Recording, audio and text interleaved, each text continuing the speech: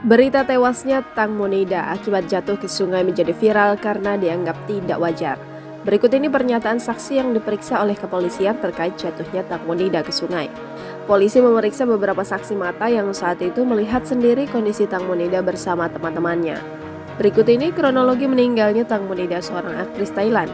Tang Monida naik speedboat sekitar pukul 21.00 dan diperkirakan tenggelam ke sungai pada jam 22.40. Pada saat kejadian, Tang Monida tidak mengenakan jaket pelampung.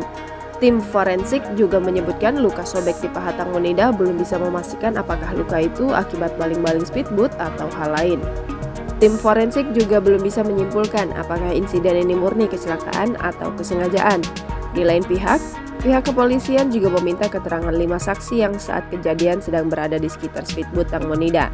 Berdasarkan kesaksian Tang Monida dan teman-temannya yang berada di salah satu speedboat yang sama membawa wine walaupun mereka tidak meminumnya dan tidak ada yang mabuk.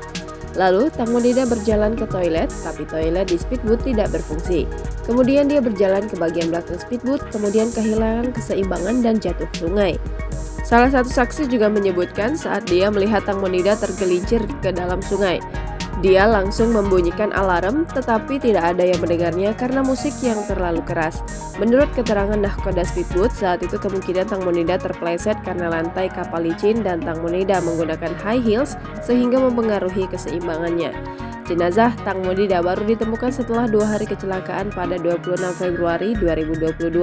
Banyak yang tidak percaya bahwa Tang Mo kecelakaan jatuh dari speedboat dan tenggelam di sungai Chao Phraya, Thailand. Orang tua Tang Monida tidak percaya bahwa putrinya kecelakaan dan meninggal dunia karena Tang Monida dikenal jago berenang. Jangan lupa subscribe, share, komen, dan like ya!